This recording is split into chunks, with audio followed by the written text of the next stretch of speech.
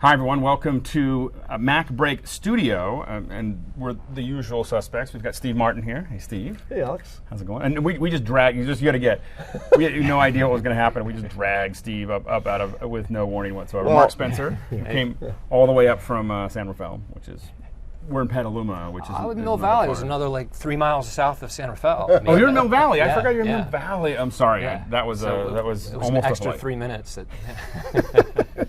Yeah, and the thing you should know is that we kind of throw these things together pretty quickly because Apple doesn't tell us anything.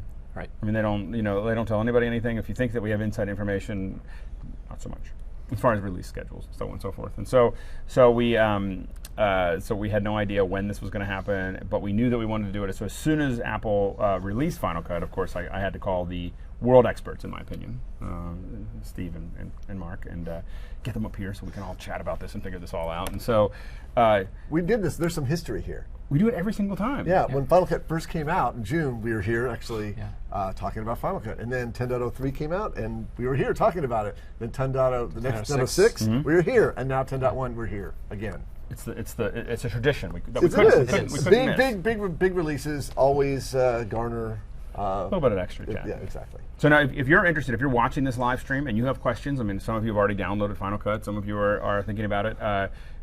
Definitely, you can either go to Twitter and you can tweet Final Cut Pro Mac Break, of course, hashtag Final Cut Pro Mac Break, or you can just go. If you're watching this on YouTube, which you probably are, you can just go into the comments. I've got it right down here. I can look at it. Here, So you can see their comments. I can see the So they could put comments right something here. longer than 60 If characters. you want, 42 but characters, keep right? it short. 140 I have characters. to read these on air. So anyway, just keep that in mind. So anyway, so it's been released.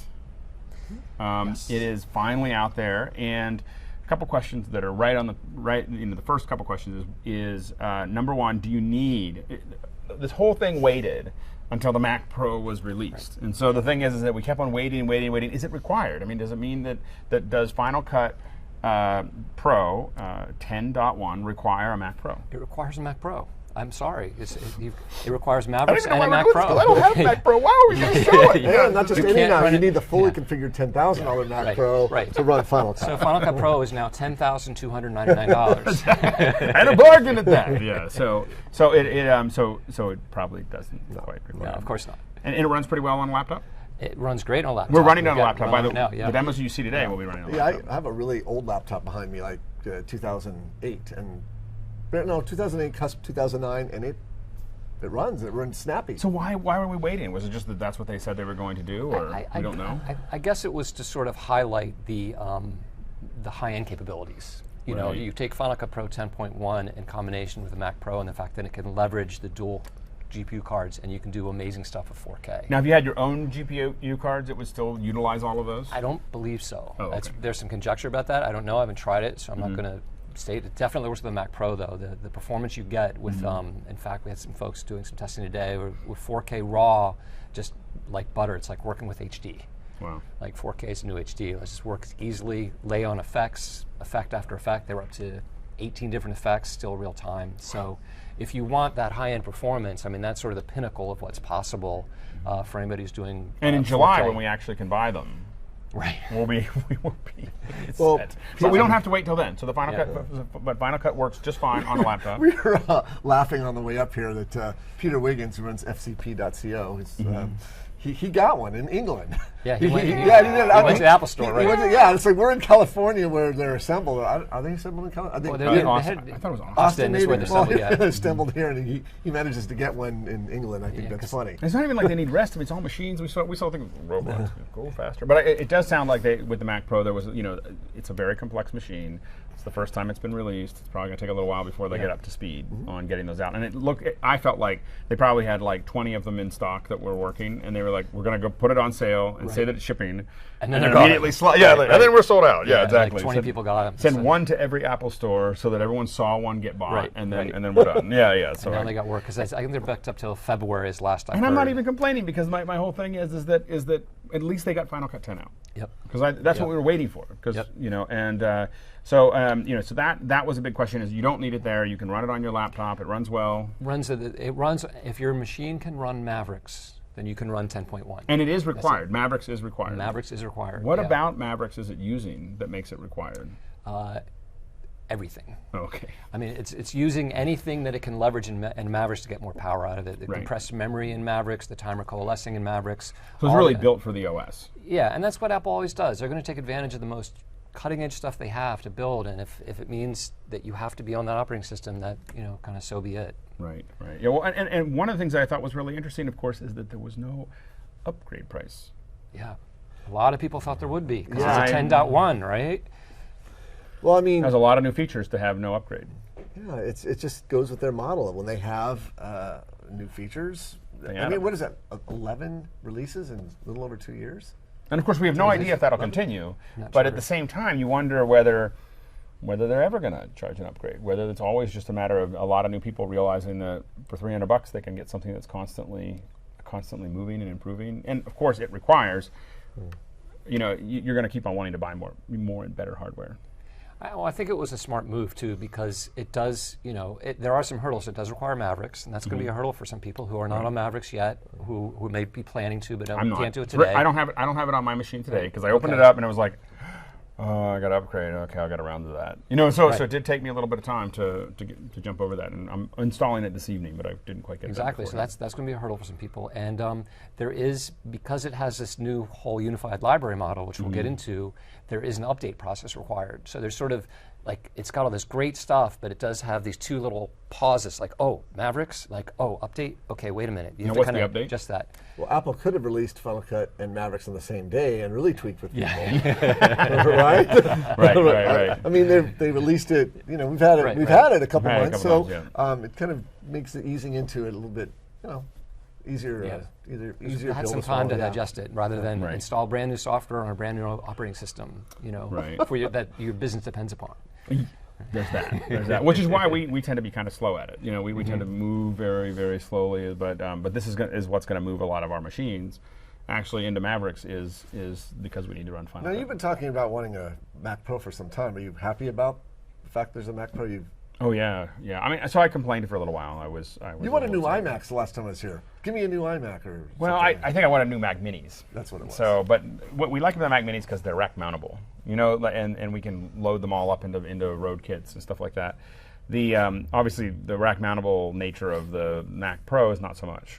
Although some people have posted, just put them on a shelf and just get gaffer's tape. Well, some people were showing them all turned sideways, and they said you could put 3 of them in there, and they're all 3U, and so you could really have the same as 3U, except it's just weird.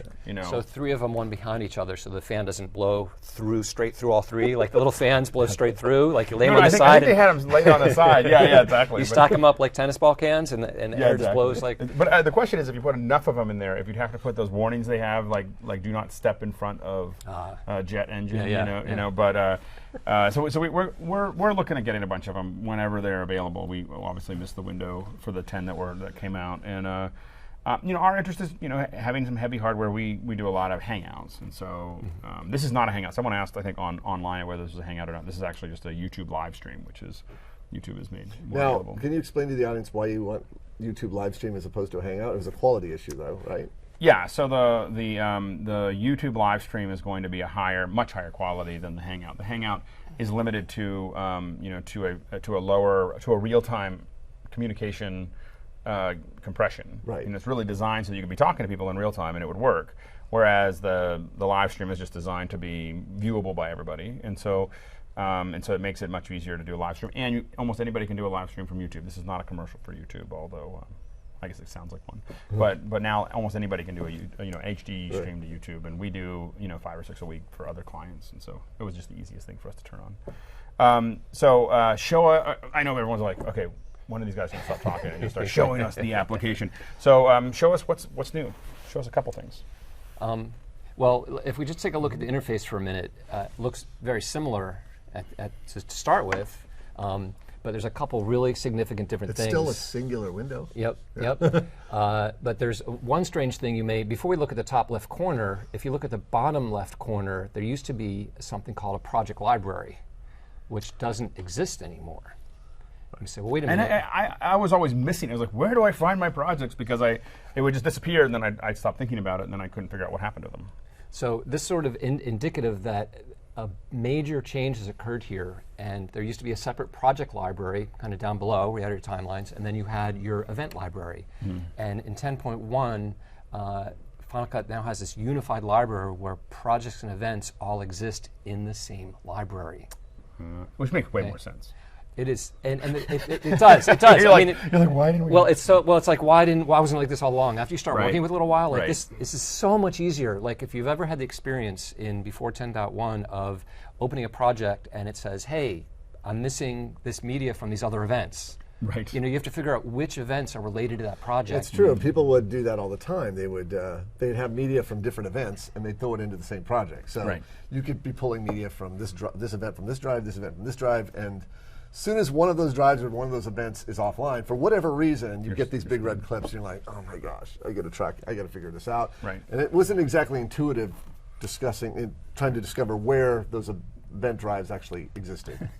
I was bad at that because I would grab stuff from multiple events when I build things, especially all our plugins and things. So I used Event Manager X frequently to turn events on and off. Which, by the way, is free. Philip is giving it away free now. It's now free. We can talk about why that is, because it's actually going to help with the update process. That's exactly right. But I'd have to guess and just go through and start turning on events left and right and plugging in drives. But that goes away now because in a library is any projects and all the media associated with that projects. And you don't have what happens when you use that media in multiple projects? So the short answer is what happens is everything that needs to happen in order that the library stays self-contained.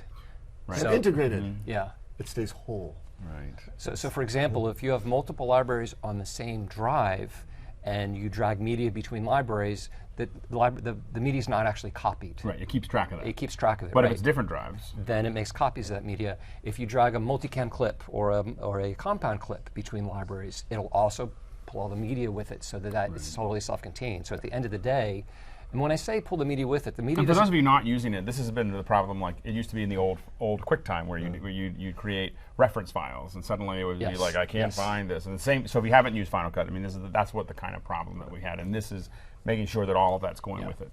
But you can still keep the. It sounds confusing, but the media doesn't have to exist in the library. The media can physically be inside the library. It's called a managed library, right? Or the media can exist outside the library, called external media.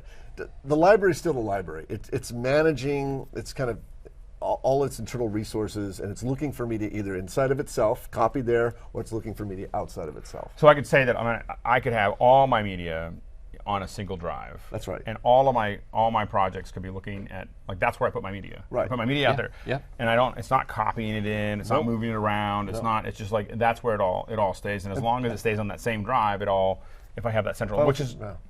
But manage it. I'm sorry, go ahead. I was going to say, at any time you can change your mind. You can say, I want to take all that media that's external and I want to put it into the library because I want to take that library and give it to somebody else. Right. Or it can be inside and say, I want to put it all out on a drive. And can we collect it? So if it's all there, and I want to give it to Mark somebody. uses a term. Well, actually, it's a term in the app. It's called consolidate. You can either consolidate in or you can consolidate out. Right. And so whatever decision you make in the initial import window, you're not ever stuck there. Right. It's just so much easier now. Now how would you compare it for the old folks that are still like latched on to Final Cut 7 because they could do better media management and everything else? Is this alleviating a lot of those upsets that they had? Yes, it is. I think so. I mean, I think it just makes media management incredibly easy. It does. And you know, in the legacy version of Final Cut, you'd have clips in your browser, and it was always looking for media outside of itself. And clips could go offline to be sure, but it's less likely to happen here because the library it's always looking at itself for that media, whether it's an actual physical piece of media or it's a reference piece of media called a symlink. It's always looking internally to itself. So it's never ever trying to figure out what platter all this media is on. It's looking at itself, and it sees a symlink, oh, it's there, or it sees the media that's actually there. And so for and a lot of people, the reason they weren't using Final Cut 10, of course, is because they said it's hard for multiple editors to work on the same project. How does this make it easier? XML import and export. Yeah, I mean that's one part of it. We have we actually go on our we create some training on this, and we do a bunch of scenarios about media management. Yes. Whether you've been working on your desktop machine and you want to go away for the weekend, how do you get it onto an external Thunderbolt drive or FireWire drive, or work with other editors. So once you basically both build the same library, you just share the library by you can move the event or copy the event.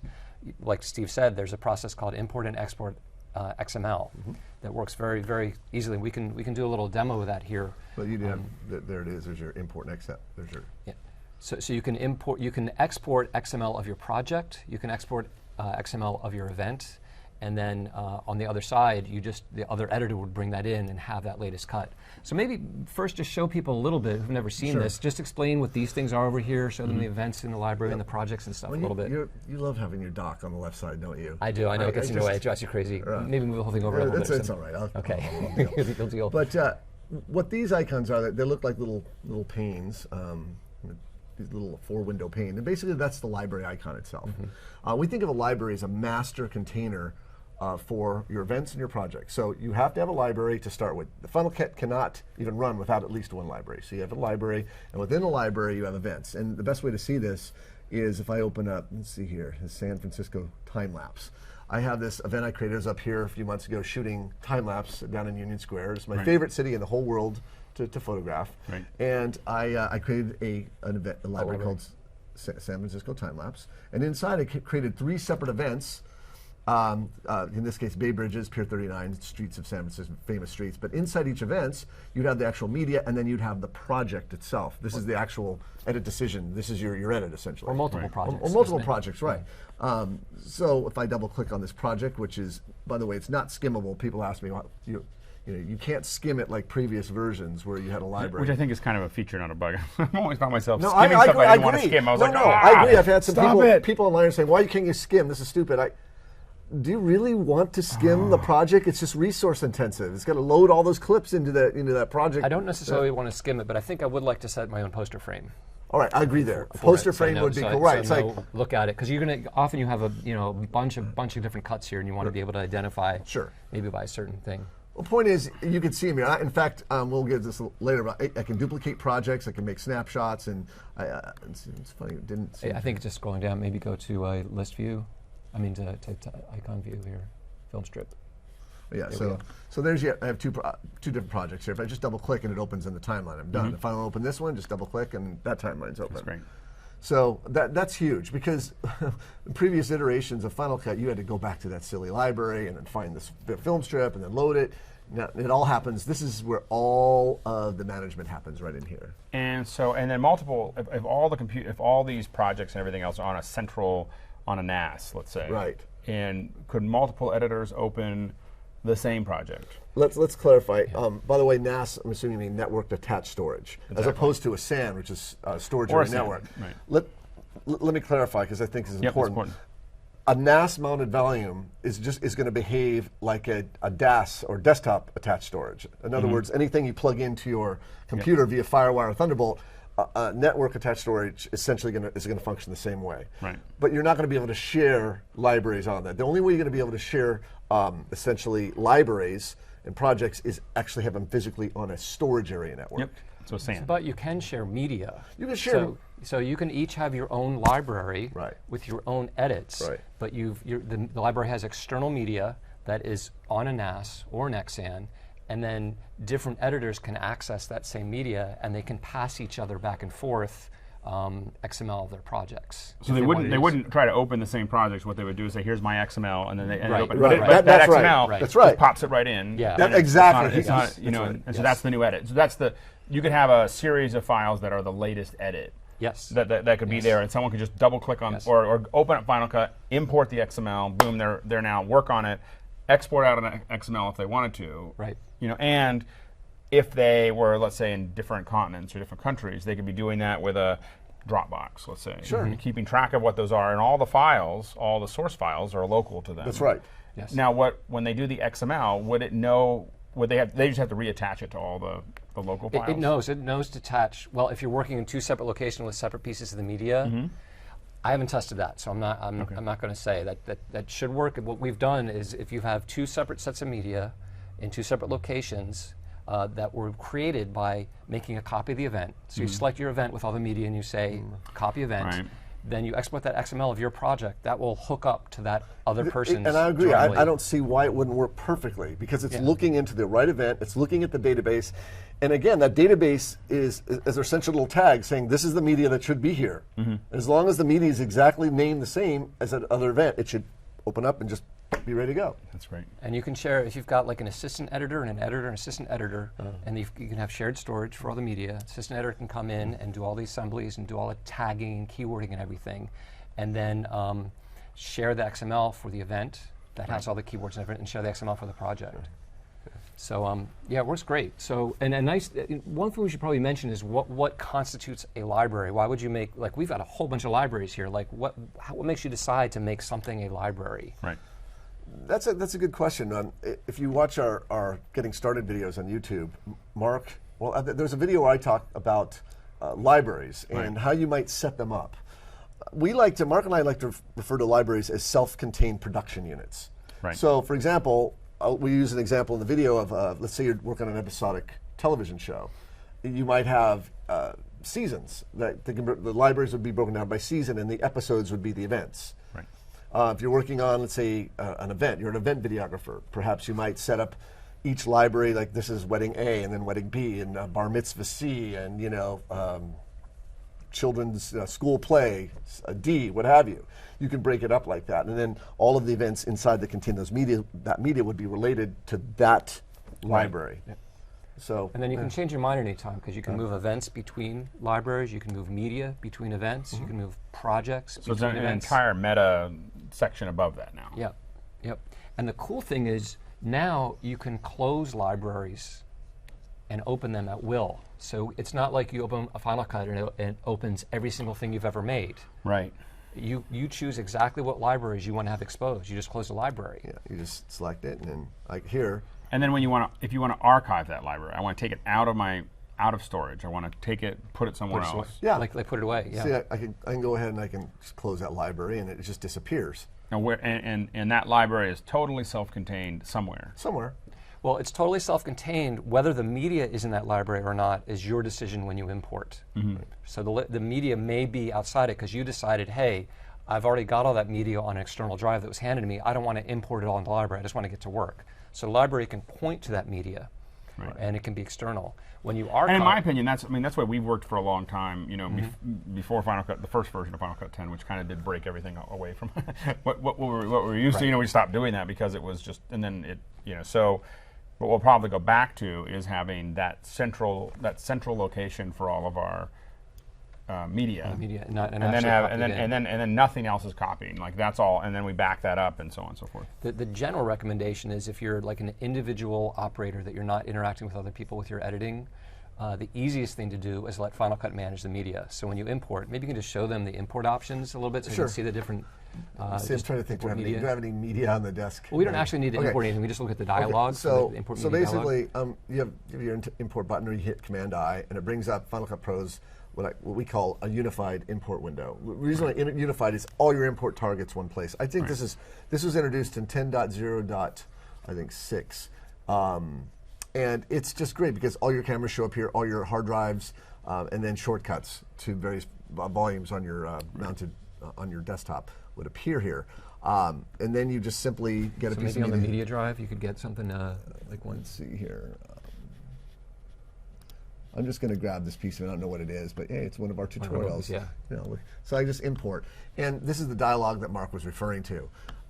You essentially have this line here. You have what I call above the line and below the line. Everything above the line is what Final Cut Pro is going to do with the media. Where's it going to go? What library is it going to go in? What event it's going to go in? So this is all Final Cut Pro related. This section is where the media is going to be physically stored on your hard drive, of which you have a number of choices here. So let's assume for a moment you shoot on red or whatever you're shooting on. You plug your SSD into your computer, and you're going to have this option, copy files from, and then you're going to start by choosing a library you want to copy it into. So that assumes you want a library. Those libraries would be here. These are the libraries you'd pick from if they pre-existed. Otherwise, you could create essentially a new library if you wanted to. But, or a new event in the library. Or a new event in the library. Because you're really importing into an event. And an event is inside a library. I'm saying import a library, but I really mean importing into an event that's inside of a library. Yeah. Exactly. So It's a box inside it's of a box. exactly a box inside of it. So in this case, I could choose this existing library, multicam library. Or, as you said, you have a drive full of media. I don't want to copy that in the library. I want to choose the location I want that copied media to go. Remember, if you're coming off a camera reader, a card reader, a camera, or a camera archive, Right. the media has to be copied. It can never be just linked to, obviously, because if you ejected it, that media would be offline, so you have to copy it. So the real question is, where is it being copied? And really your two choices are to the library itself, aka managed media, or to an external location, aka external media. And this is where you would say choose. You would navigate to what you said, a NAS. That could be the NAS, it could be a DAS, it could whatever. Yep. Yeah. And then that's where the media gets stored. And any level, any folder, there's no restriction on needing to be at the root of anything. Right. Right. So yeah, and then Or you could have someone who's importing, just constantly putting files where they need to be. And then and they could be putting. So you could have a media library, That's right. because a lot of we generate a lot of, and so we have one person that all they do all day is move data into archive. So they could be literally moving stuff that we know is going to go into an edit. They could be putting that into a folder, and then we can just say leave the files in place. Yeah, leave and in just place. grab them, Yeah. and it's just being organized externally, and it's not even being organized by Final Cut. Yep. Right, exactly. But keep in mind, all of those files that are external, they're going to have little tiny references inside the library called symlinks that point to where they are. So it's very and then clean. and then the transcoding, of course, has been out there, but you can create proxy and optimized media. Now, something interesting I should say about that. Proxy and optimized media never lives outside the library. We never made that clear, but that is something. Which I think is an advantage. It's considered managed media. So Yes. render files, proxy media, optimized media are always kept inside the library. Yes, and that is one thing, by the way. It's like I suddenly wonder where all the space went in your hard drive. Right. I oftentimes go through. I often go, why am I out of space? I'm like, hey, we'll go through the render. I will now go through render files and delete the render files so that I can, of stuff I'm not using anymore. And so but I think that's an advantage because with the transcoding, if you say I want to leave it in place, but I'm going to go ahead, if I'm correct, you create the proxy or optimized media.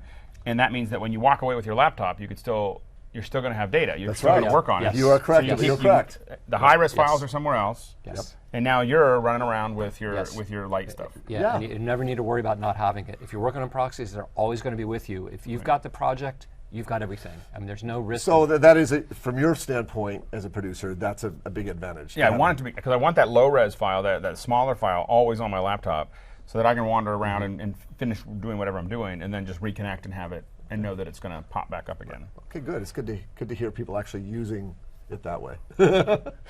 It's funny. I do some things in Final Cut I have to admit really well, and some things not so well. Right. Like I'm very the other guys in the office will look at me and go, oh no, don't do that. So let's go through some questions here. We've got.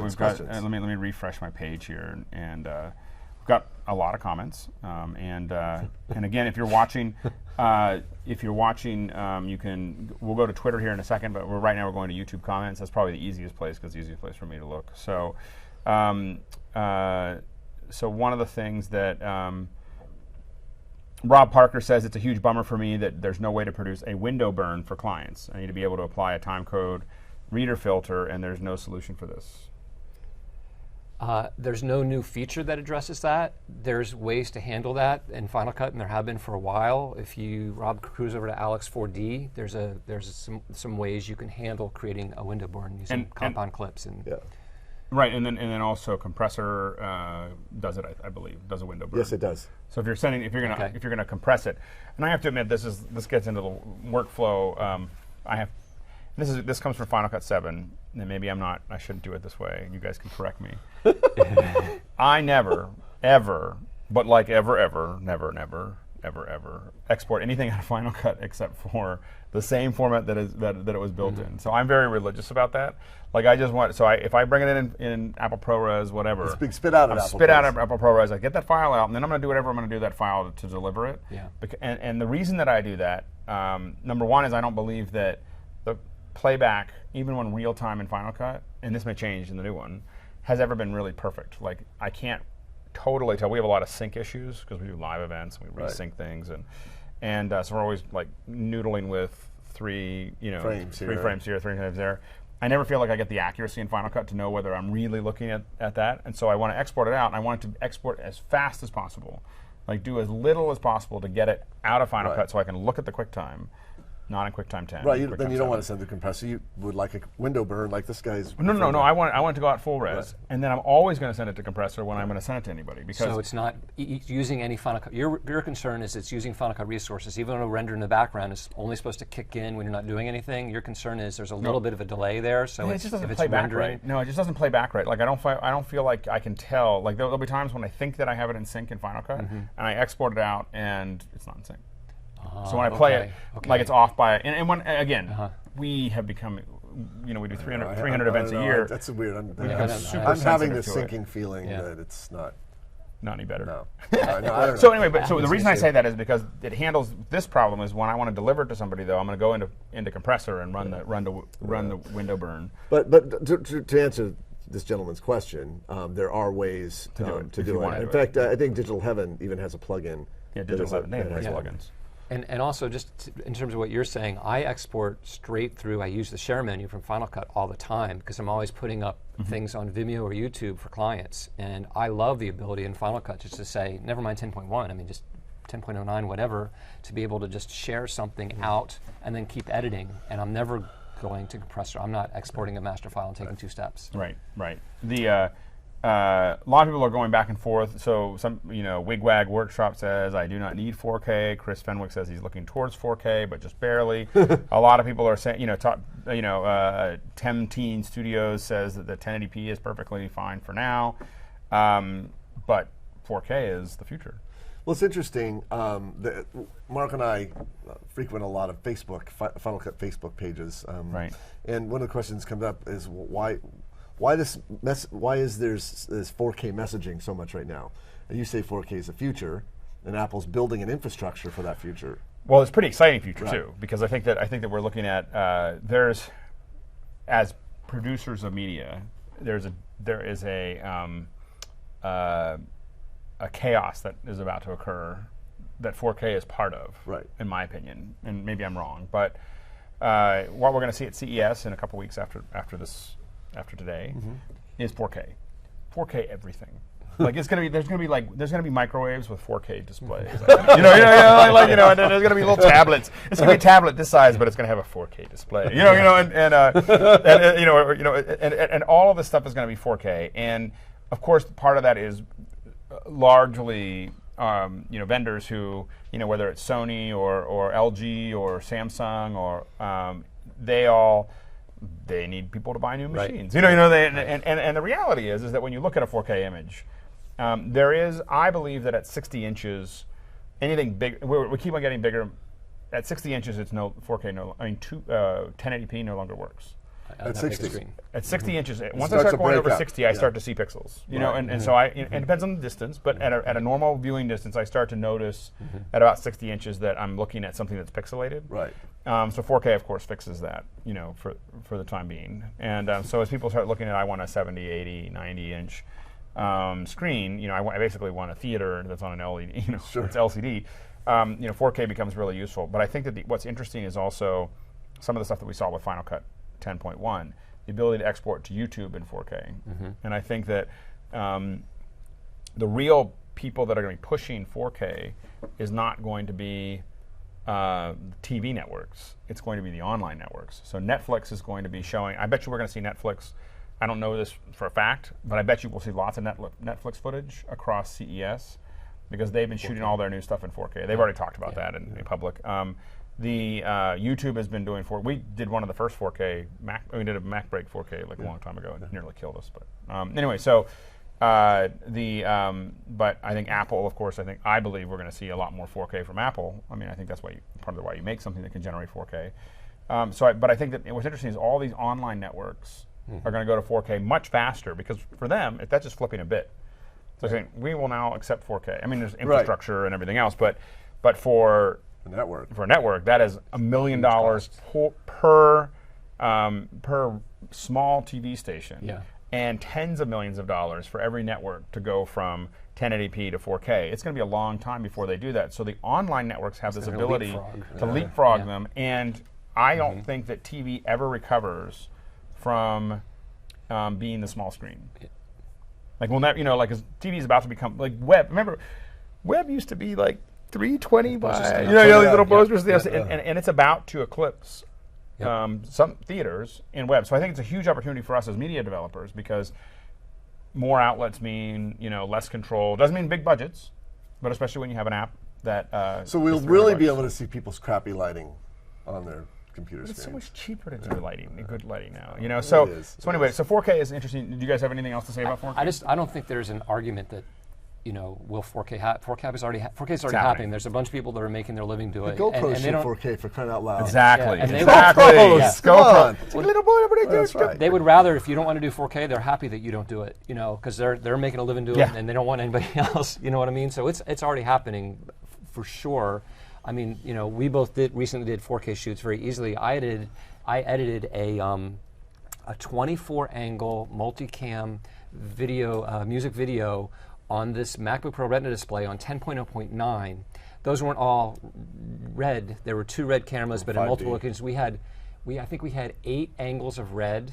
And of course I did it in proxy, but it was flipping a switch. I mean, it was literally just, it generated the proxies, and then I was editing a 24 angle shoot on this computer on a little, Voyager 1 terabyte docked FireWire to Thunderbolt. It was ridiculous, but it was easy.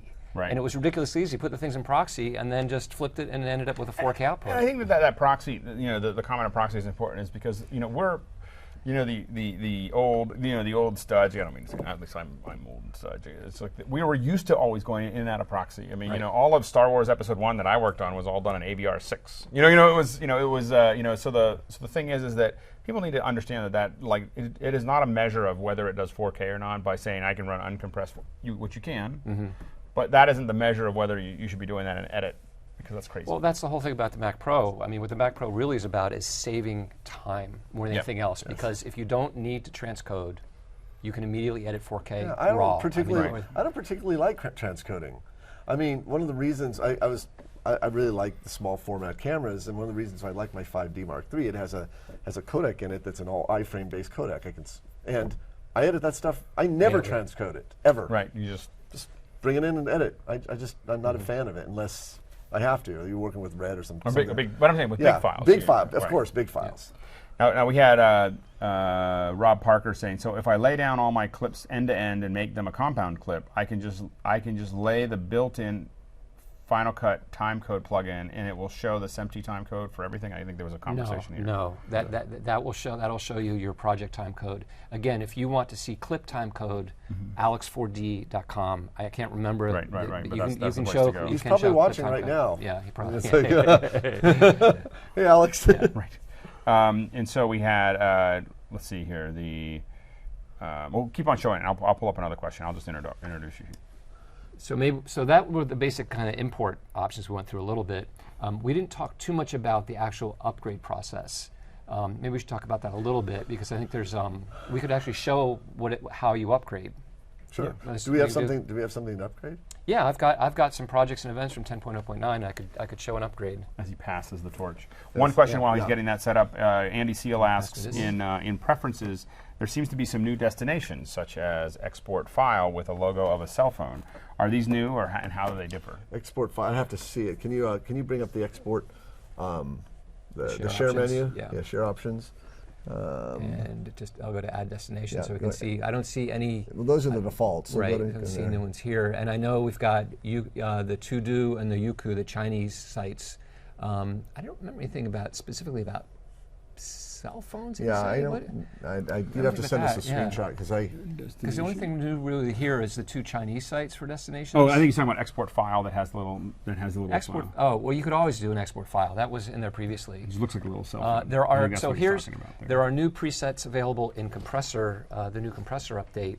And you can, of course, access those and include them as destinations here. Sure. So maybe that's what he's referring to. No, I think he's wondering that like you said, that icon because it's interesting.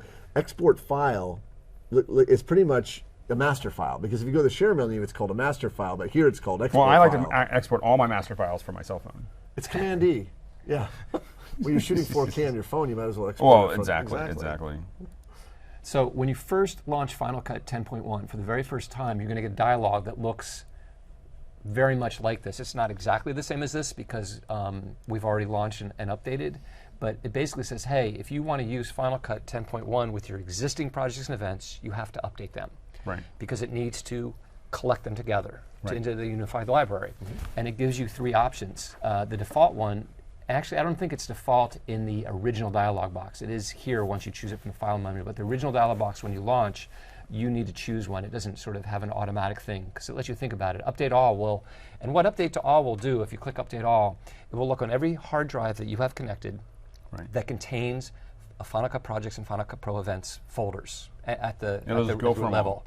Yeah, and for each drive that's connected, it'll create a library with that hard drive's name, and it'll put those events in that library, and it'll take all the projects on that hard drive and put them in their own event called Final Cut Projects. Right. Okay, it puts all the projects in its own event, just so they're easy to find.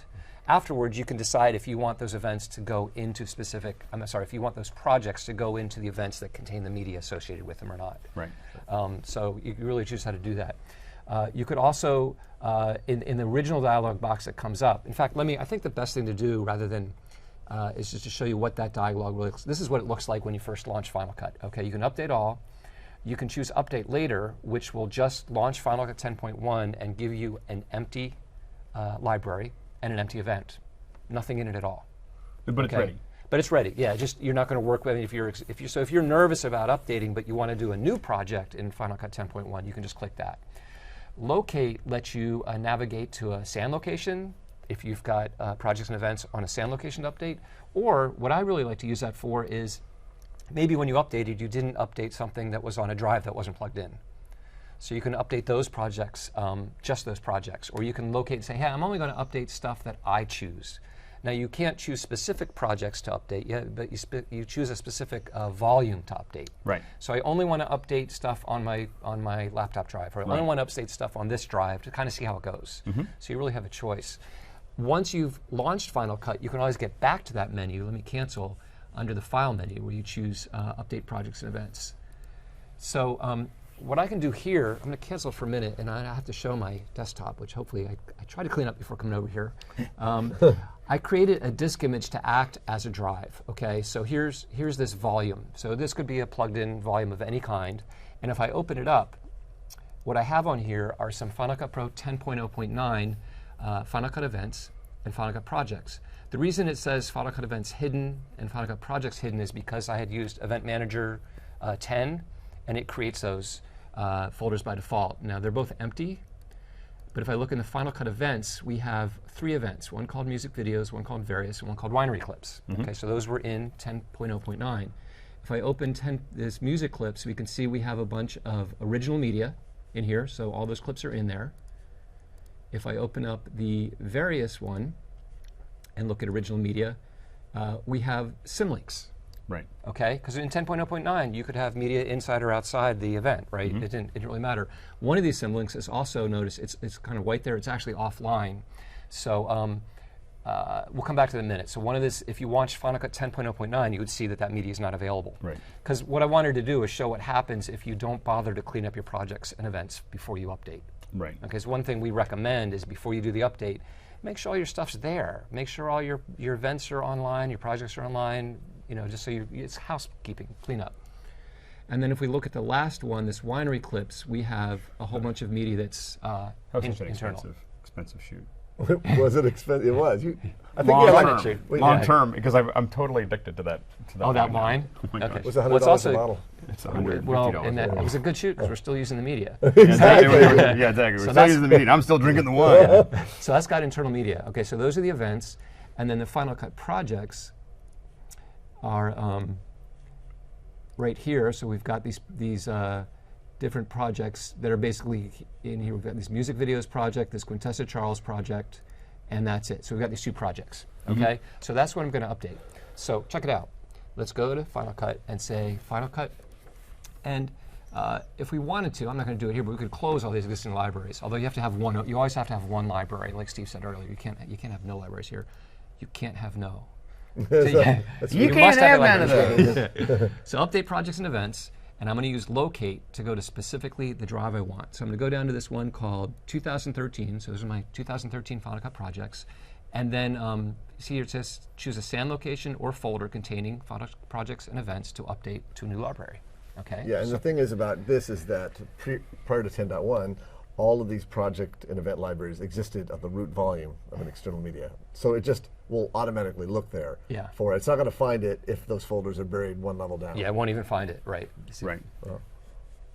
So I'm going to click update, and it goes through, and what it's doing is exactly what I described before. It's creating a new library for each drive that it found and putting the projects and events in that library. So it's library, events within the library, and then projects in the events. Media file's missing. Yeah. Now the reason it's coming up with this dialog is because I updated projects and events that had offline media. Right. I had some offline Well, yeah, you clips showed there. us that in the Finder. Yeah. So, and I would have showed you on 10.0.9, but I don't have it running on this machine. But in our tutorial, we do this in a little more detail. Right. So I click OK. Then I get this really interesting dialog. Do you want to move old projects and events to the trash? Because it didn't do anything to them. It simply moved It them completely all. left it. It's very interesting. It's actually using a process. It's using something called hard links. Now, it's important that we talk about hard links because there's misinformation about hard links now. I mean, and what's actually happening, and we're discovering it all over the place. So it's really important that you understand what he's about to say here. So we'll bring that up. I'll show you what happened in just a minute. So I'm not going to throw those in the trash right now. Technically, I could because everything is now in 10.1. If I did throw them in the trash and change my mind, I could pull them out of the trash with the file putback command in the Finder. But I'm going to say save right now. So let's look at what happened both inside Final Cut and in the Finder. So in Final Cut, we have this new library, 2013 FDX, because it's SCPX. That was the name of the drive, right? And then within the library, we have, let's just close these up. And we have actually 4 events. Now, there are only 3 events that we saw in the Finder, so what's going on? So we have the music video event, the various event, and the winery clips. But we also have this new event called Updated Projects, okay? So what it did, it took all the media from the music video event and stuck it in this music video event. So it just made it looks exactly the same as it would in 10.0.9. The same with various, and this clip was offline in 10.0.9. Right. So that's why we recommend reconnect all your media beforehand. You could do it after. I mean, it's fine to sit. We could select this clip now and do the same, reconnect media command and go relink files and go locate it. Right. So it's okay to do after. And then here's the winery clips. So each of these events comes in, and they look exactly like they did in 10.0.9. All the keyword collections are in place. And we saw that it popped open. All your smart collections are in place. Everything's exactly the same. The projects are stuck in this event. So here's the Quintessa Charles project, and here's this tiny little blackout. So those were those 2 projects that we had.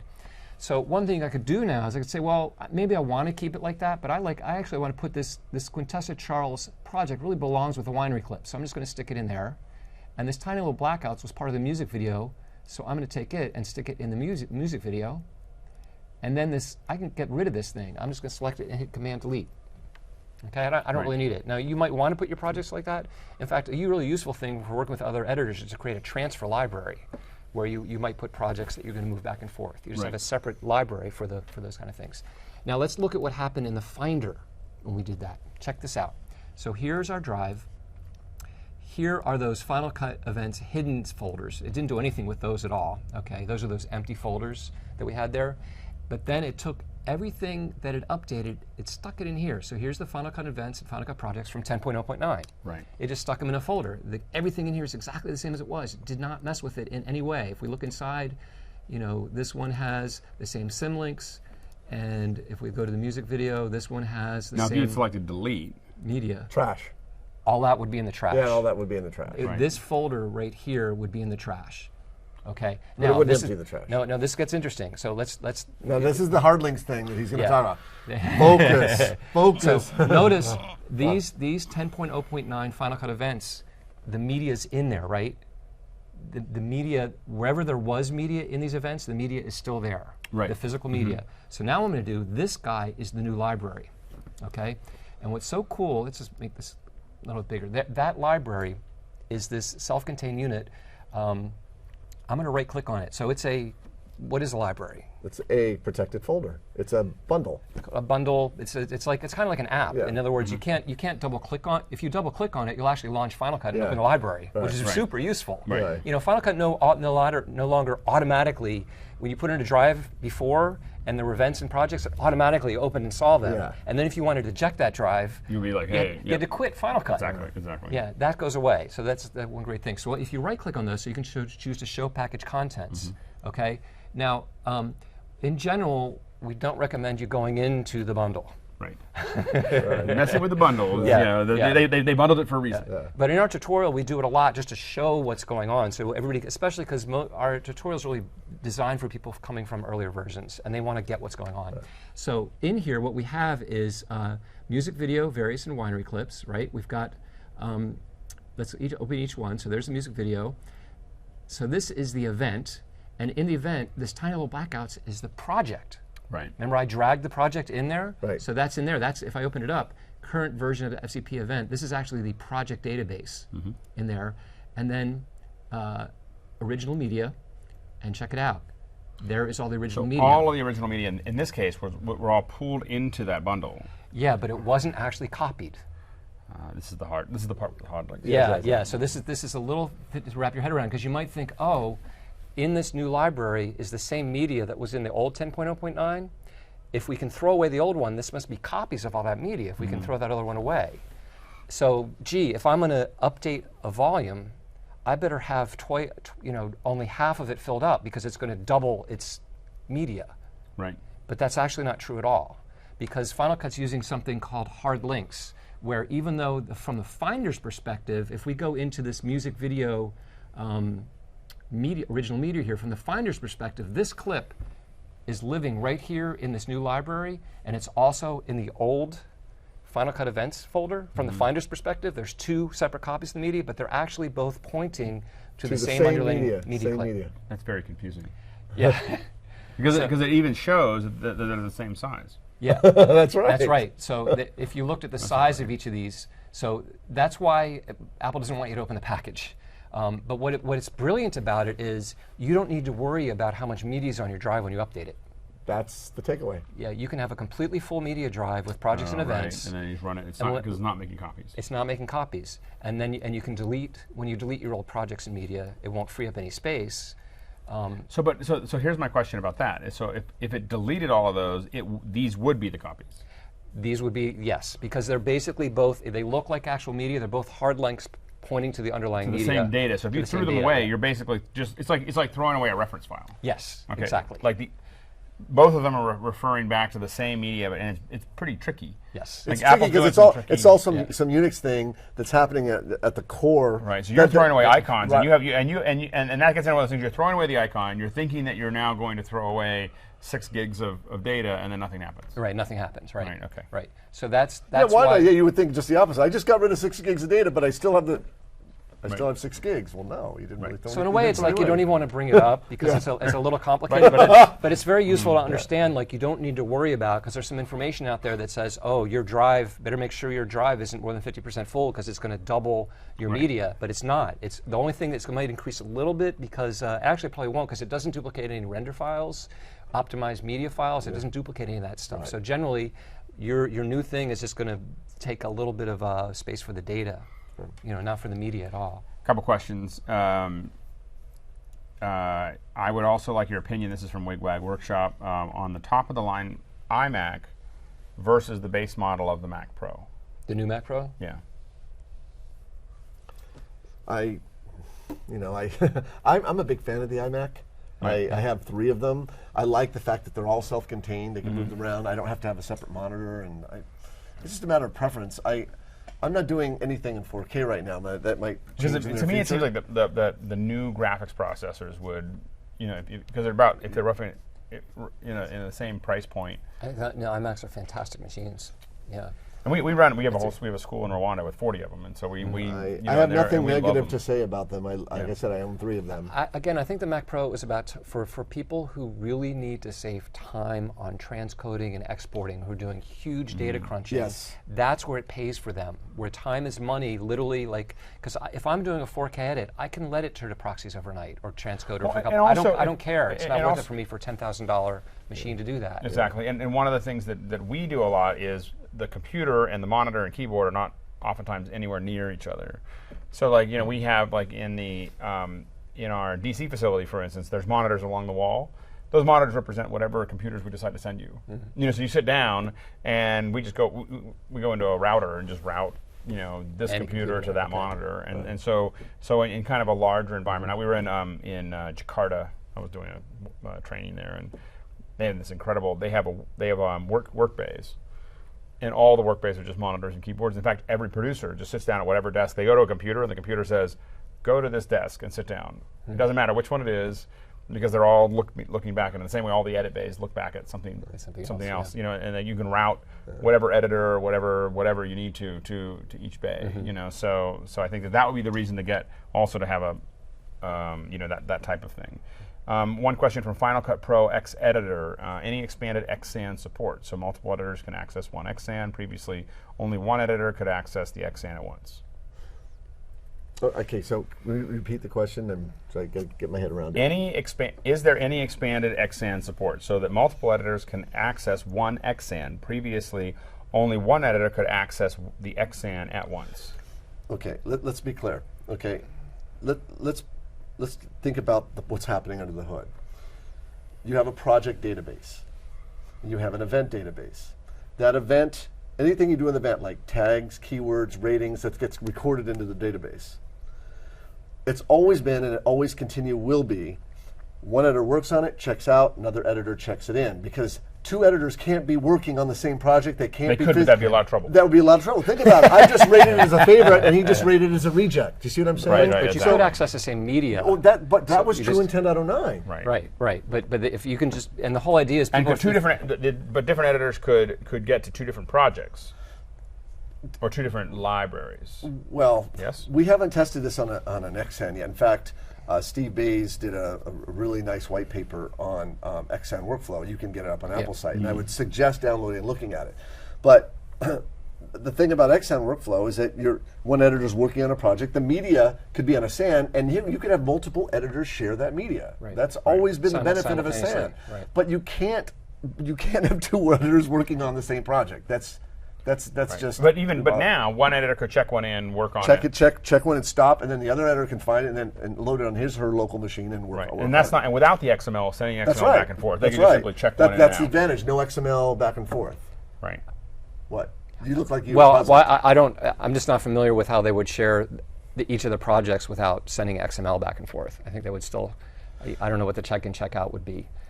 They can certainly put all their shared media, and there's no.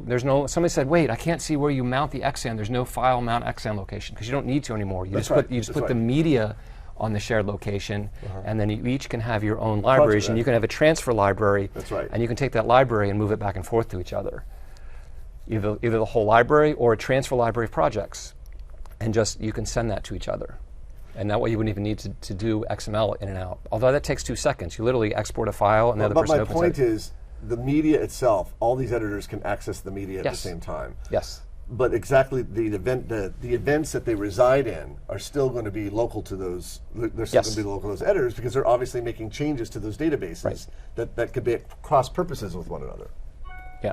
I think that's what you were saying. I think so. You could make the events match each other by exporting event XML if you wanted to. So that all your keywording matches, for instance, amongst all of them. And Chris Fenwick had a comment that I have to admit I believe says FCP 7 makes me angry just when I have to launch it. FCP doesn't make me angry at all because I have not launched it since a month after Final Cut 10 had I just was like, well, that's the past. So but here's the question for you though: is there anything that a Final Cut 7, a person that was attached to Final Cut 7, so they weren't upgrading from Final Cut 7, is there anything now that would still keep them there?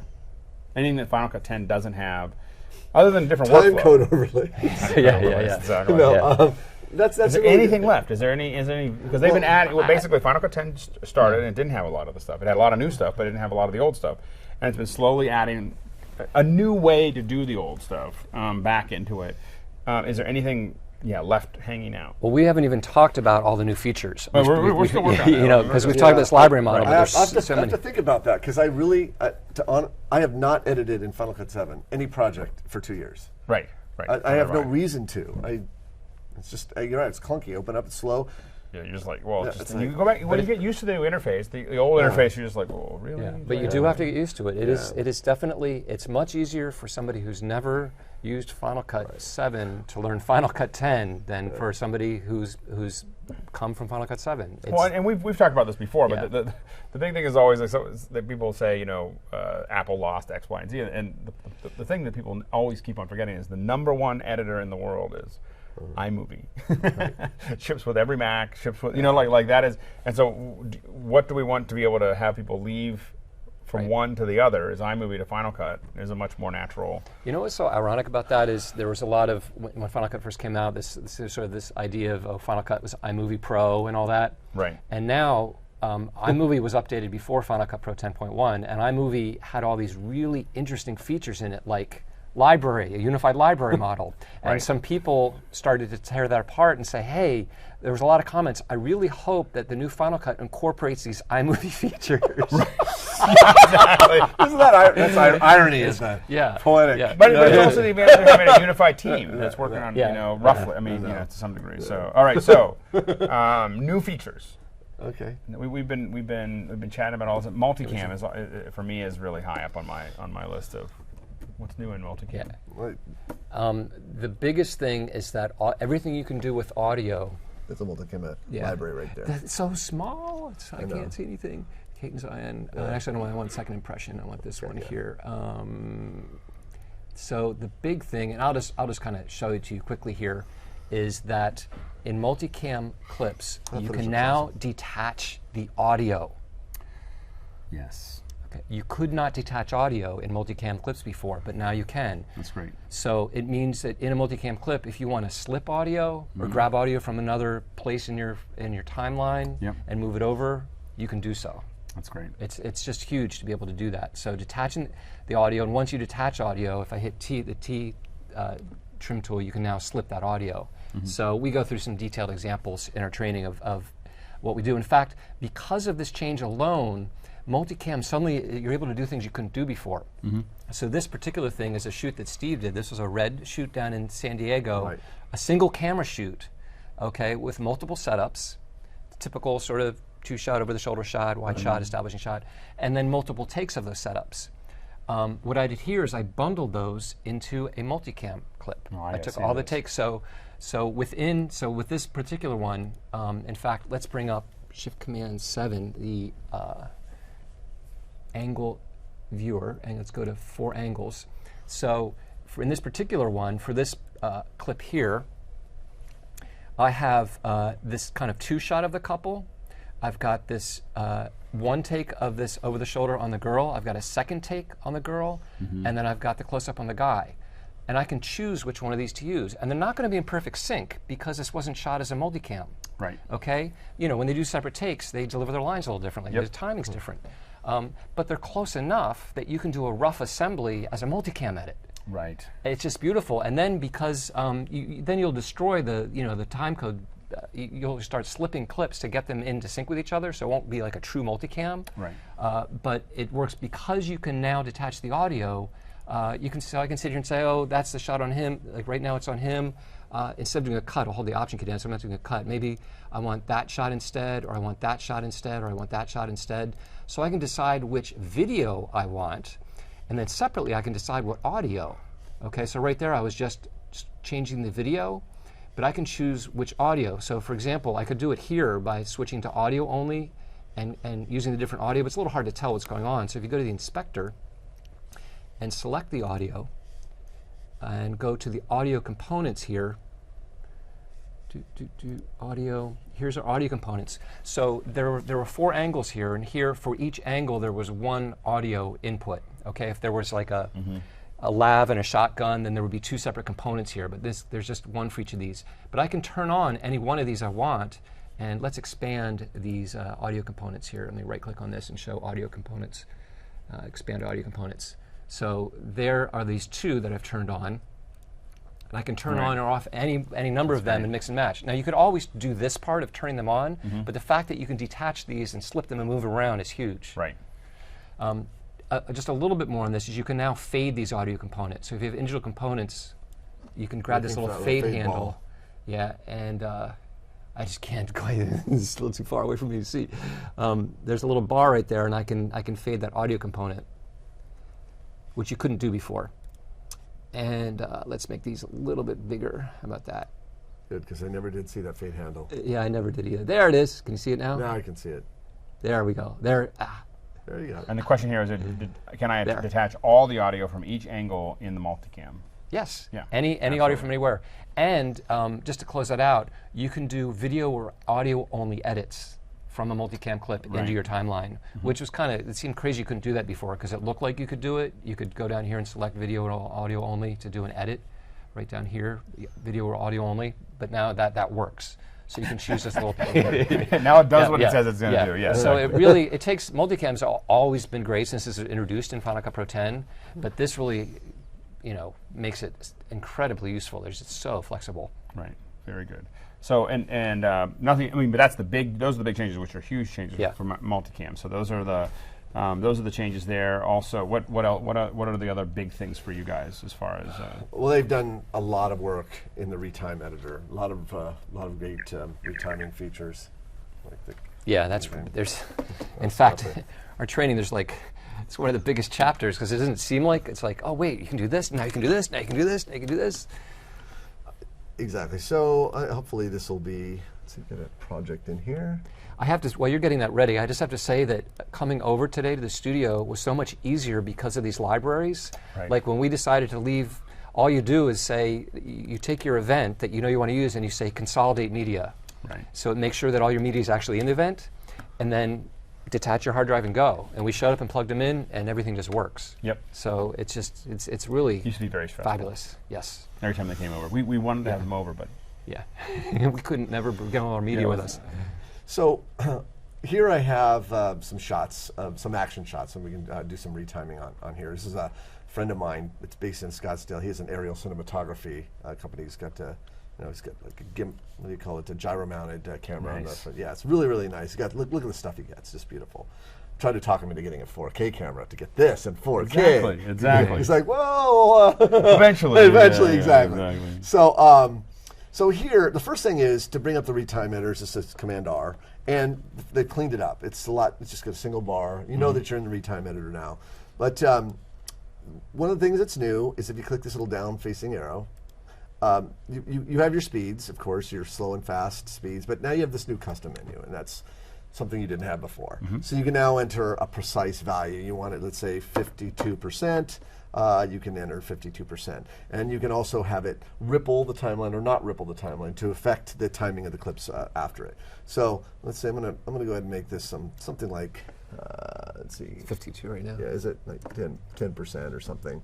And I'm not gonna ripple it.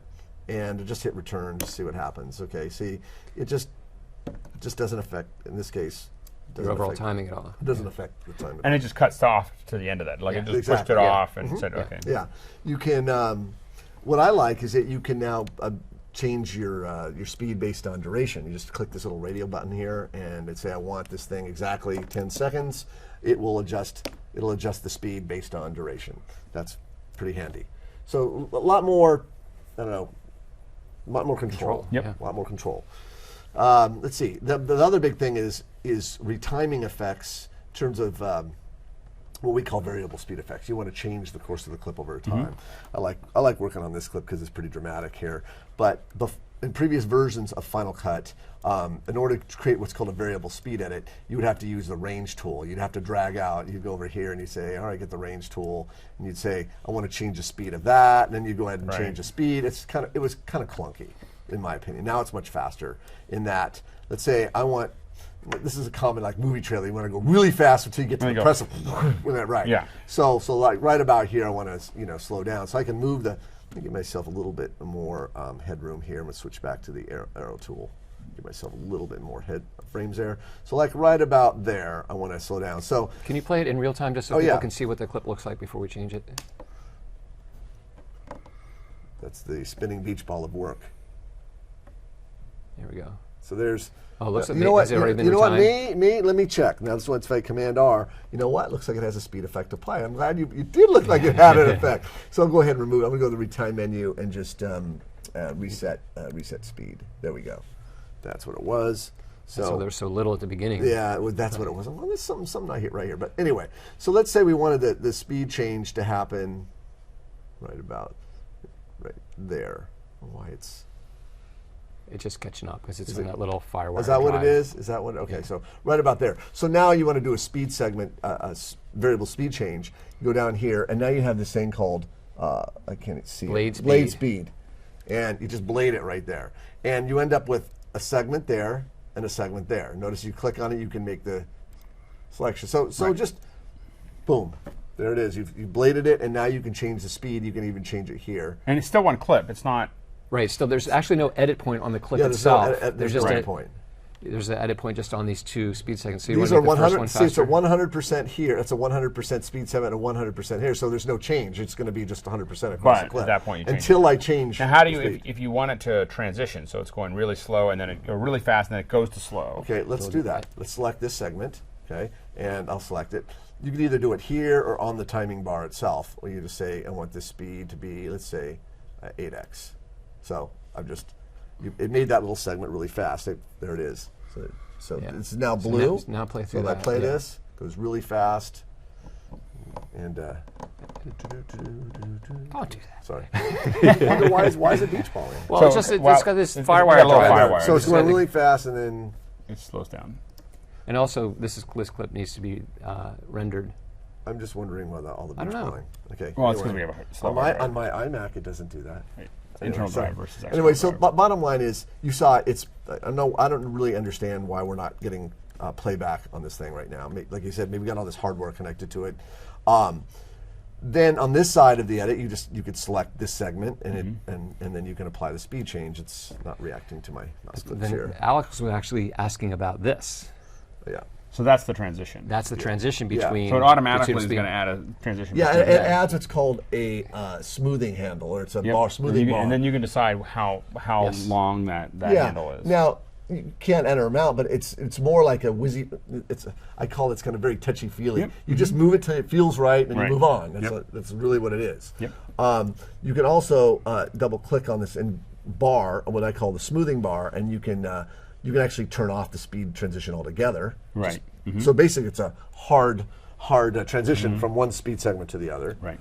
And then what this really cool is this source frame thing, because it's saying that this is the source frame that's being used in that segment.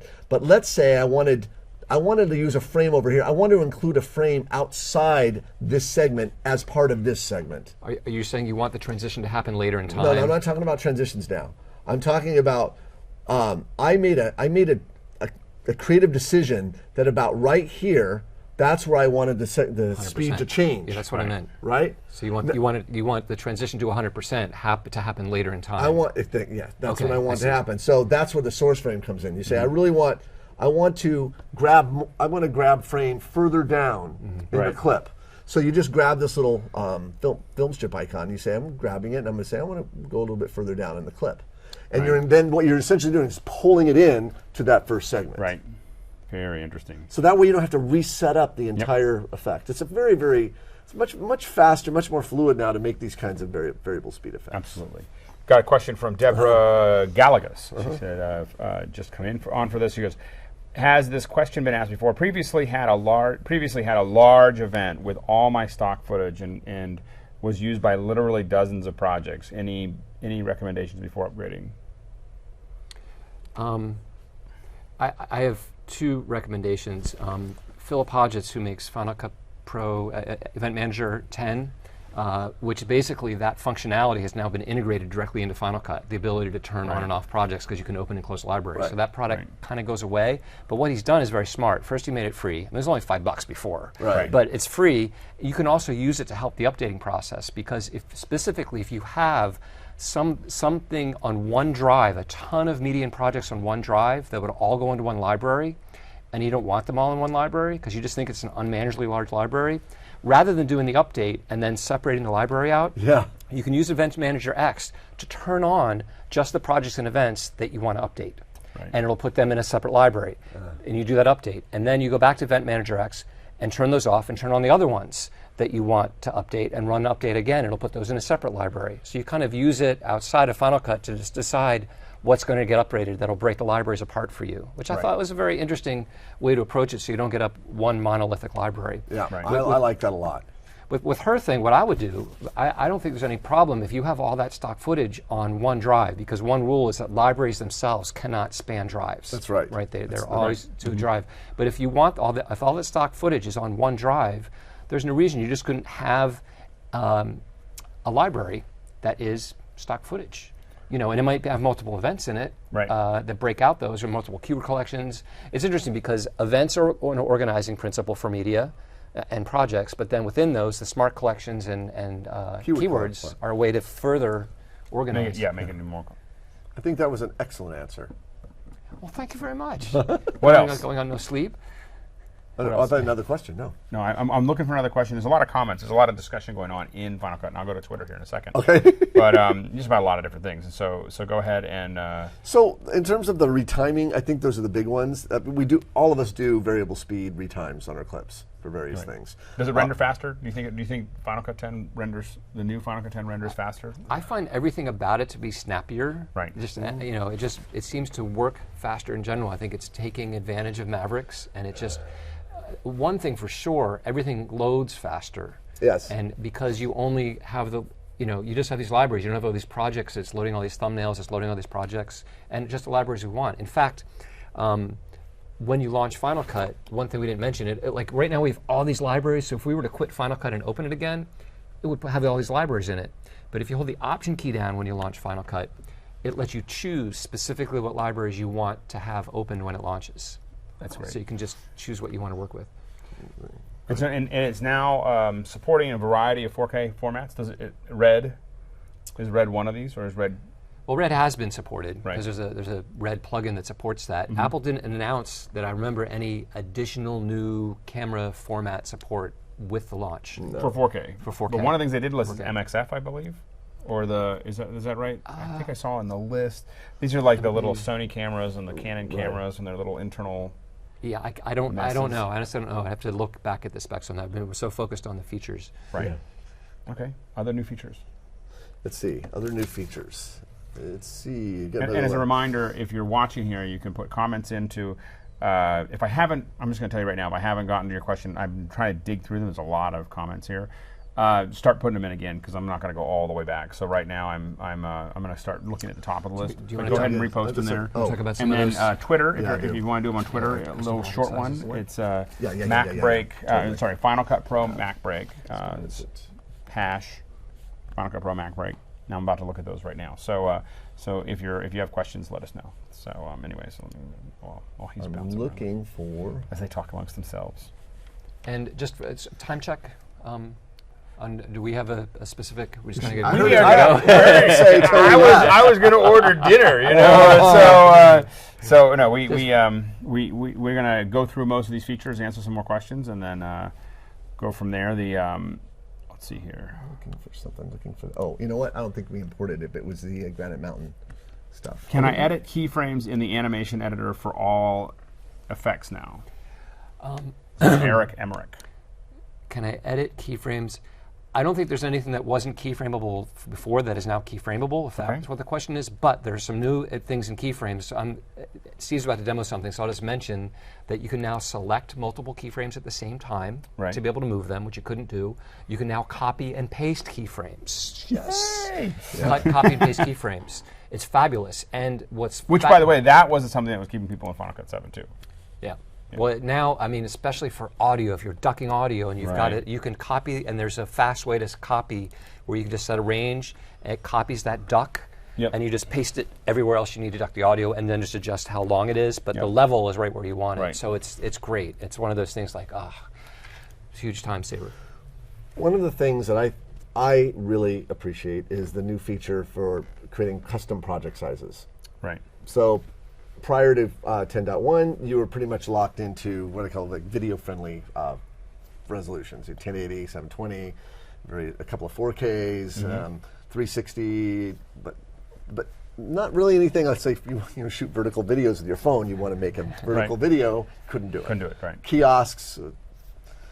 For me, it's time lapse. I love shooting time lapse, and I get there's large images. I want to be able to work with whatever that is. With whatever it is, exactly. So, and here, I have a bunch of like time lapse. So this is Granite Mountain. So there's a bunch of stills. Yeah, a bunch of stills. In fact, let me put it into list mode here. Boy, that text is really tiny. I should have brought my. Just so we can see the. You can see it, so we can see. There we go. There's the size. So there's this 3650. 3456 by 2304. Right. So here, what I can read it now. Okay, yeah, there you go. There we go. Yes. Like Captain Kirk in Wrath of Khan. He had the touch. Anyway, there's this Trekkie back there. I heard him. Okay, so if I want to say new, here's where it's up. I go new project. Okay. And I go to custom. This is where you'll find it. What are my choices for frame rates? Your frame rates are still these. Still limited. You're still those. You're limited to those frame rates. You can't put in like 11 point. Well, no, the reason is so we do certain things where I literally there are some projects I do that are 1 frame a second. Right. And it's funny, the only place that I can do that is After Effects. Like it's like a reason to have After Effects is just so I can do these 1 frame a second QuickTime movies. Right. And even After Effects doesn't like it. Like it's like this weird thing, you have to tweak it. And I always tell people when I hand off the file to someone else, because we use them for countdown clocks, and I always hand off the file and I go, do not change the file. Like it's a big deal. Do not change the file. So you can't do that yet, but you now can choose any resolutions that you want. Yes, exactly. In fact, you would just simply go over here and choose custom. And then look at that. Is there any limit? None that you found? None that I found. I think Alex might have done something like he did 18,000 or 180,000. He created this crazy, insane project size. Yeah, so really just because he could. Just because he could. So here's I put in the exact dimensions of my images coming out of my Canon DSLR. Right. So I'm going to call this. I don't recommend leaving it unnamed, but I'm going to because I don't feel like naming it. So now we have Untitled Project here. I open that up, and then when I drop a clip into it, any of these clips, if I wanted to make a time lapse, and I just put E. It said Alex 4D What's that? made a composition that was 1 million by 200. Did he? That's not right. It is right. I'm just saying it's not. That's like crazy. The point is I have all these clips from my time lapse. I'm just going to grab a bunch of them and press E. Look at that. No orange render bar or anything. That's the actual kind of that's the native frame size of those resolution. That's those great. clips. And will it do it when you drag it in? Do you have to set custom, or will it do it on the way in? Like you just match the frames that are coming in. That's a good question. Just go ahead and do it. Just to make a new project and say adjust to the clip. Yeah, I thought I tried this one. So file new project. No, file new project. I'm just going to set based on first clip. Right. Yeah. Okay, and then just. No, in this case, it's saying I don't recognize what that is. It's not recognized, so you have to set it manually. Yeah, I have to, manually. I remember giving notes to Apple about that, saying in fact, I know that's what I did. I put notes and go, shouldn't it be that when you drop in, it can tell what it is and make the project that size? So the auto-conform of projects to clips only works. Now, you could theoretically take all of those and make them into a QuickTime movie with QuickTime 7. Yeah, no, anyway, no, you wouldn't do that. You could, but QuickTime 7 is kind of going. I know you use it. I can't take it away from me. I know you really like that. I'm so bitter.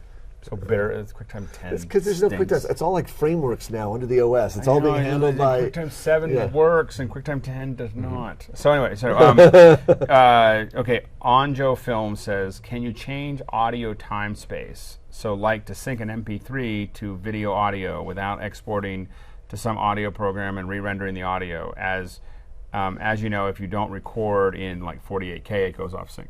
So someone has a 48K, video file. This is a common problem for us. Yes.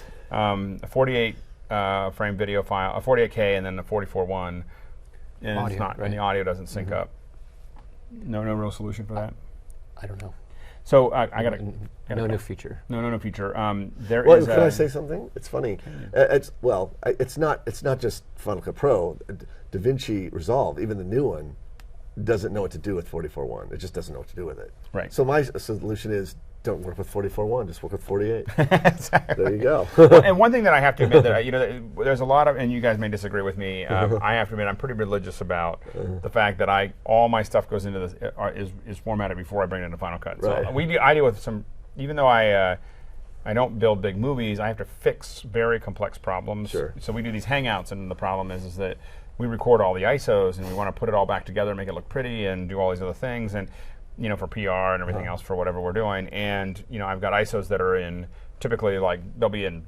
I had one last week that's like 1080 50i, and the rest of them are 1080 60i, and one of them 720p, and some of them were 40. And then the screen record was 60p. Right. And there's a whole bunch of stuff, and I have to admit I spent an evening prepping all that, transcoding all of that so that they're all the same, and then I bring them all in because it's not that Final Cut can't handle it. Because it will. It'll do its best job it can. It'll let you throw all that in the same timeline, which is not necessarily a thing that you want to do. Yeah. So like I prefer to just go through kind of a slightly more laborious process. Also, it means it's not re-rendering it. It's not, there's a lot of speed issues. Like because what I'm concerned about is not the time it took to do it while I was sleeping. It's the time that it takes to do it while I'm working. That's when time is money. Sure. When I'm sleeping, I'm not charging for that. Yeah. Right. So that's the answer to getting everything working. There's and I don't know why I can't come up with it out of my head right now. There's a great tool, by the way, if people are looking for fixing audio frame rate. So a lot of times it's not just your sample rate, but you might have recorded your internal recorder. We record a lot of stuff separately. So we typically record to a Sound Devices 788 or a 633 now, which is amazing, or 702s, and lots of different pieces there. And one of the things that you get into is you record it at 29.97, but that's not what the frame rate is for everything's 23.98 or other things like that. And Sound Devices actually makes a free application that is for some reason I've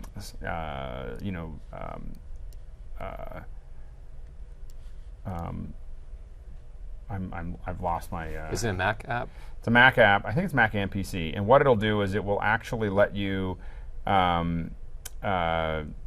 And I'll find it while we're talking, but it'll let you go into the metadata and change things like frame rate, and you'll get to see what all the files are, and you can batch support them, and it's really built just because they have a lot of people that do exactly what we do, is record audio separately, and it's just a way to kind of dig into that stuff that's hard to get a hold of. But anyway, I'll find it real quickly while you talk about something new. Well, yeah, the other thing that's kind of handy is knowing what clips you've already used in the timeline.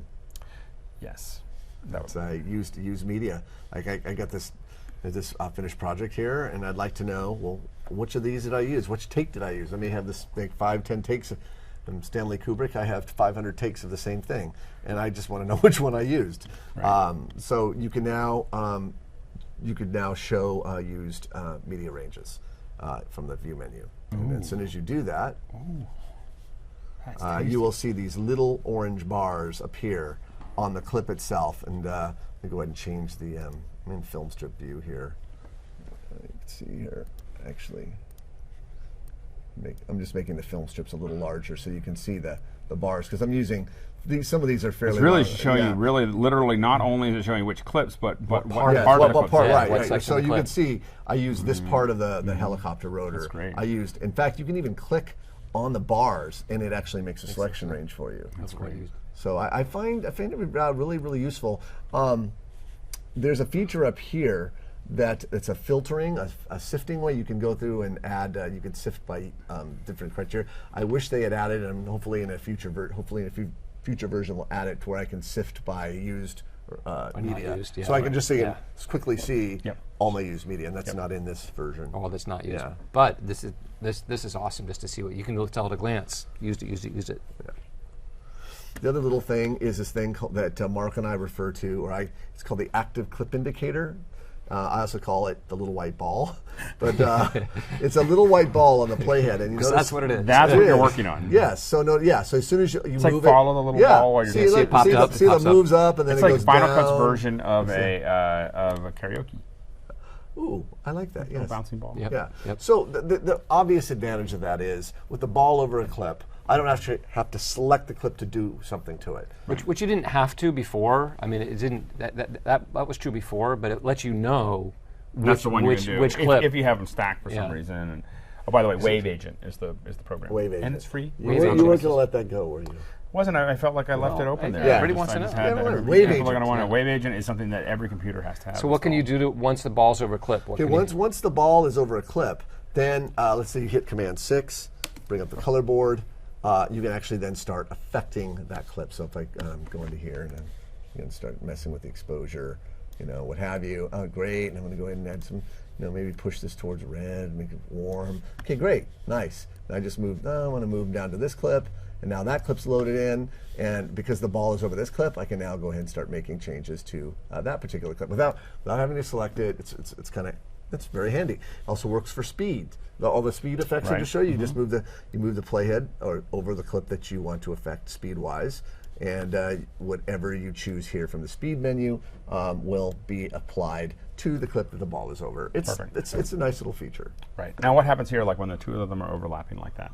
So it's going to stay on the top one. Yes, the priority is the Always connect. the top. Yeah. And then you would have to clip on the lower clip to get a hold of it. Correct. What I would love to see is some kind of modifier that, rather than clicking, that you could just force it to go to. Yeah, so like I hold down a modifier and the ball jumps drop to down. wherever you want. That's what I'd like to see too. So a question from Eric Emmerich. What about Retina MacBook Pro using both graphic processors? Does it require any specific preference settings, or does it just grab onto what it can?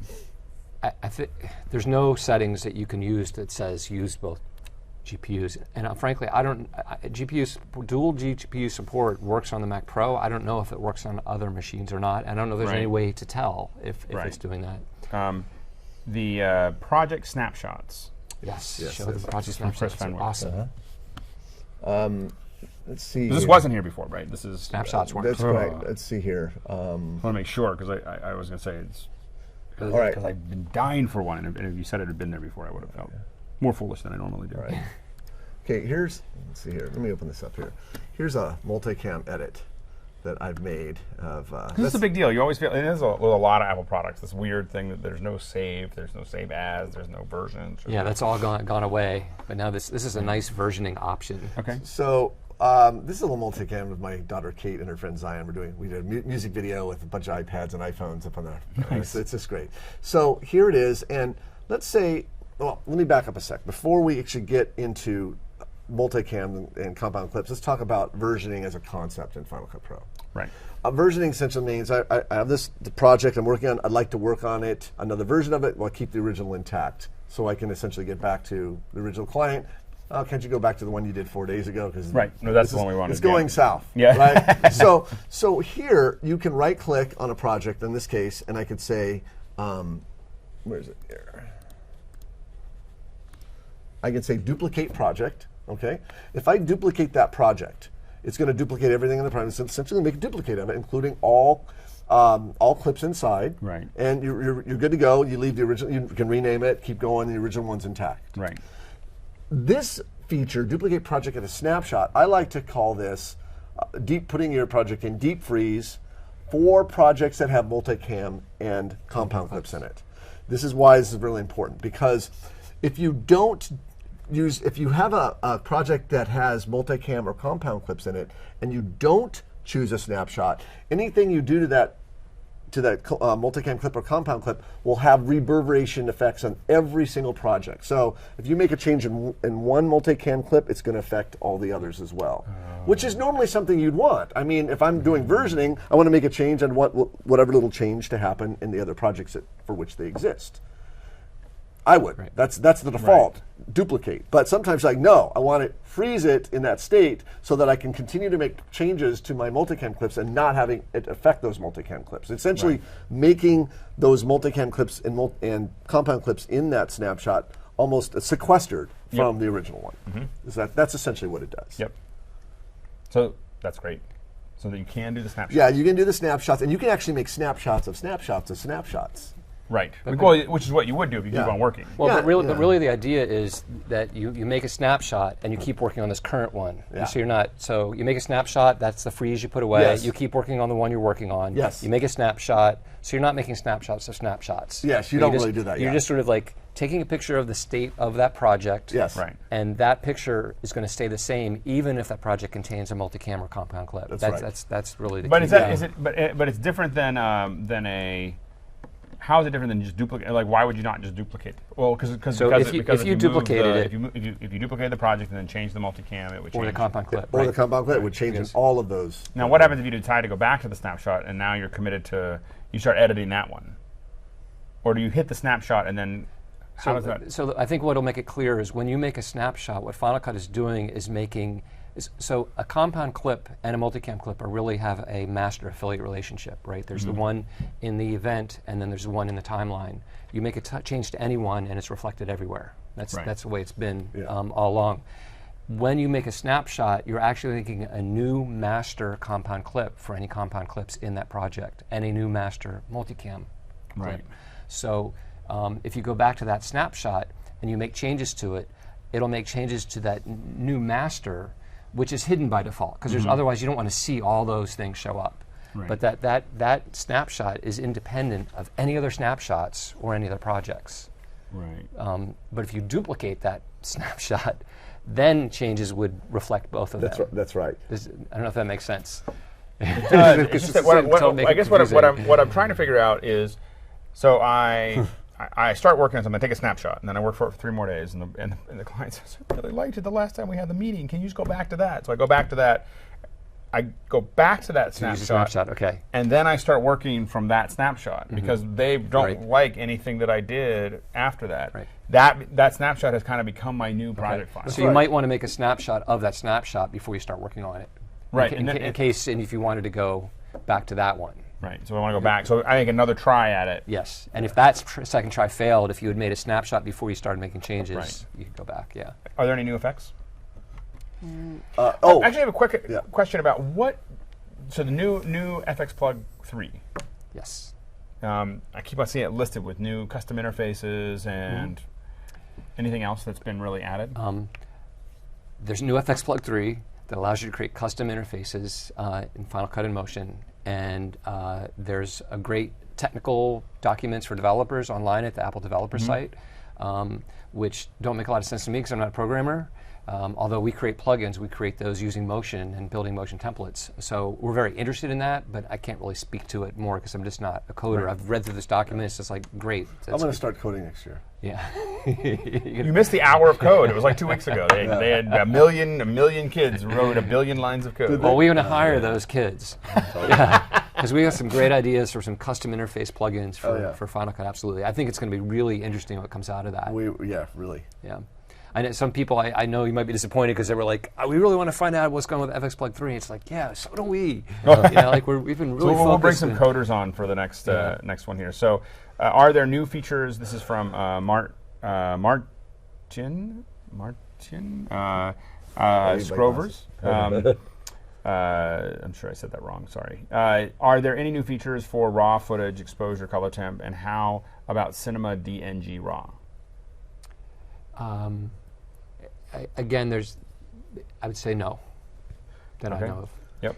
We need somehow for some reason we don't have power on. We don't have power on the machine. I will come to the rescue. With this. Thank you. Thank you. Is it the right one? It's a universal. No, that's the wrong one. That's the wrong one. That's we need some power. Hang on. We have a live stream. I know. Power. How's That's that it. happen? That's it. Did it get disconnected? Sorry, I did Exactly. it. Sorry. Thank you. I think. Alex loves it when that happens. You can tell. Yeah. I can see. I can already hear that there's going to be the post. Yeah, so I was like, how did You that guys happen? might want to stick around for the post show this time. It's always very good. By the way, when I'm training guys in our digital bar make they're doing the slating exactly the Alex Lindsay way. You should see. Yeah. There. Oh, and you're guys. They are. I got them He's got them trained. trained exactly. I'm yeah. a little weird about Stickler a lot of things. So anyway, so there's a lot of things in here there, and slating is one of those things, and so. I think, so anything else major that you have here? I don't think we see any new questions. If you have any other questions, you're going to have to put them in YouTube right now because it's all I'm managing because there wasn't a lot on Twitter. And so YouTube, we're gonna slow this up. We've had a great conversation so far, and if I don't see anything new here in like a minute, because I think we've covered all the major stuff. So can I plug our training for a minute? Please plug your training because that's what I'm doing. That's next week. Here's the best part of the timing of all of this. Is that Final Cut 10 came out and all the Ripple training came out right before the Christmas break. Because you know what I'm going to be doing next week?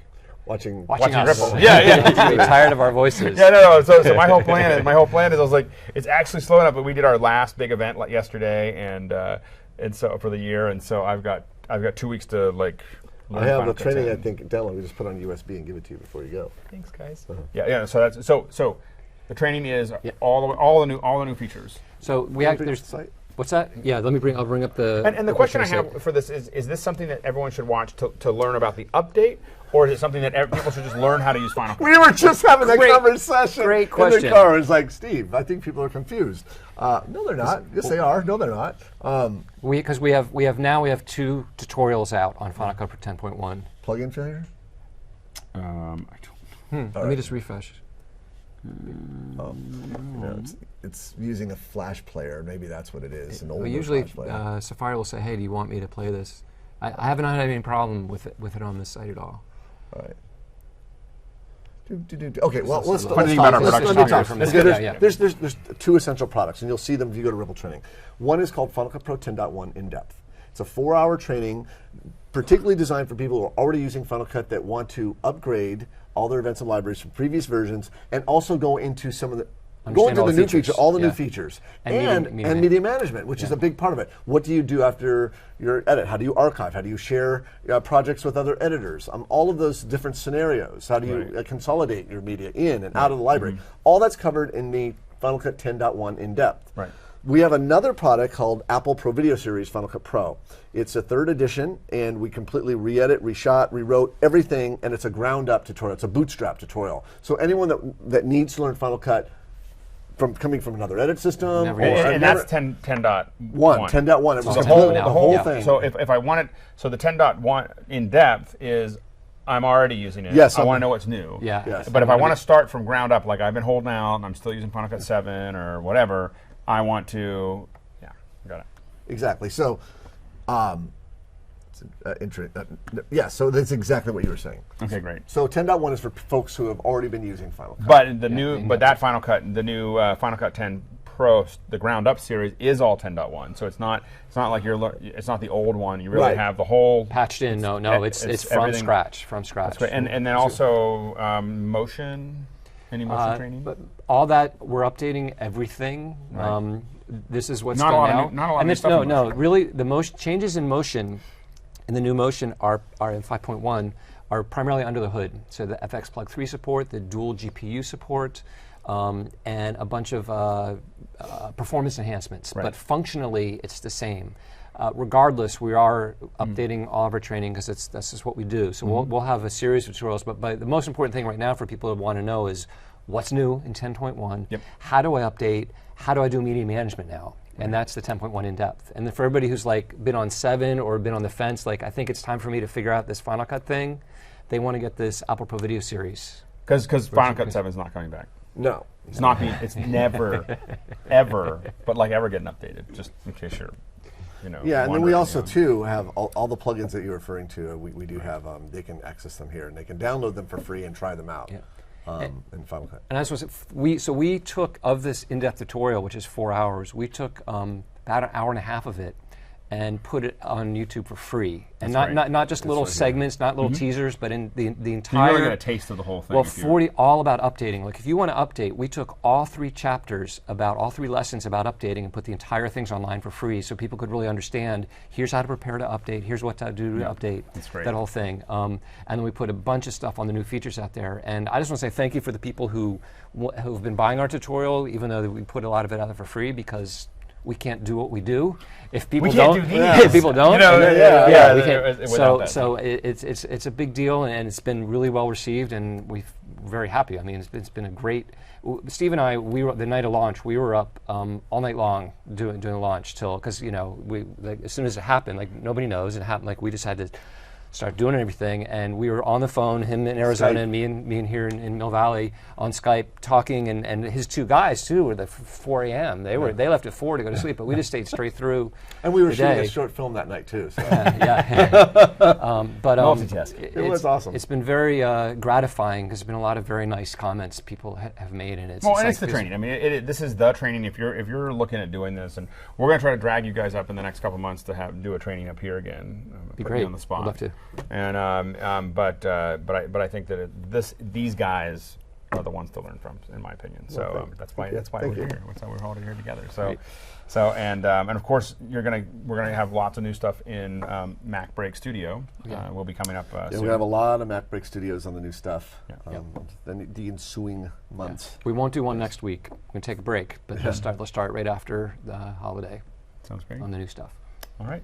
Thanks, guys. Thank you, Alex. It's good to be here again. Yeah, absolutely.